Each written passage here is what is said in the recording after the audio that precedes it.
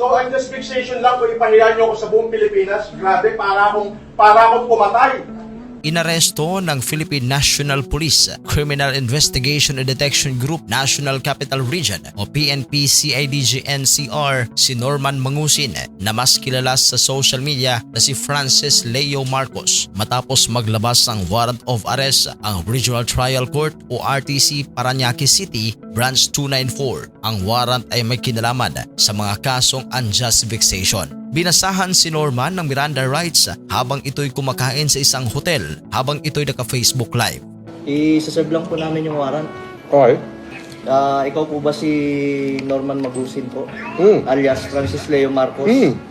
Agad itong iniharap ng CIDG sa publiko at dito nga ay naglabas ng kanyang sama ng loob saan niya ay tila pamamahiya sa kanya sa publiko. Ako po, lahat po ng binibintang nila, natapos na ho noong 2020 pa, naging kaso ko na ho lahat yan. At na-quit ho ko dyan. Ngayon yung laban namin ni Makagago, ako ho ang unang nagsampa ng kaso sa kanya. Ako ho unang nagsampa, ako unang nawaran. So ang just fixation lang kung ipahiya niyo ako sa buong Pilipinas, grabe, para akong pumatay. Yung sinasabi niyong marami ko in-stop, 2020 pala, dami na nagsasabi niya, wala naman nagkaso to, kahit isa. Tapos papahiyain niyo ako, national TV, ganito. Ratesyo ako daw ay nagmura kay ganito. Merong dahilan mo yun kung bakit ako nakapagsalita ng hindi maganda sa Huwag kang umiyak! Tanga ka! Iyak! Meron nung dahilan yun. Wala.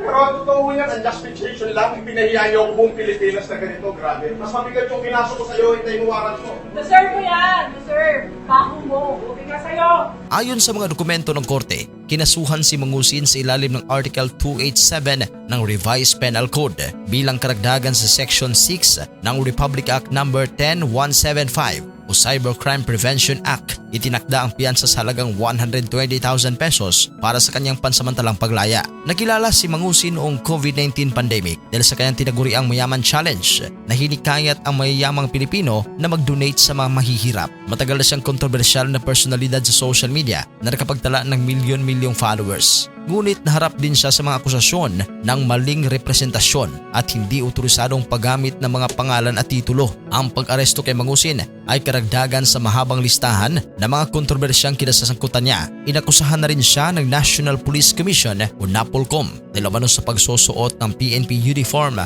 nang walang pahintulot na nagbunsod ng administrative review. Pinatawan rin siya ng parusa ng Land Transportation Office o LTO kaugnay ng mga traffic violations na lumalabas online na nagresulta sa suspensyon ng kanyang driver's license habang iniimbestigahan. Bukod dito, napatunayang guilty si Norman Mangusin ng Supreme Court sa kasong indirect contempt na lalong nagpapalubha sa kanyang mga legal issues. Anong reaksyon niyo dito sa pagkakaaresto ni Francis Leo Marcos? I-comment yan sa ating comment section at sa mga hindi pa nakapag-subscribe, mag-subscribe na sa Showbiz Caster. Maraming salamat po.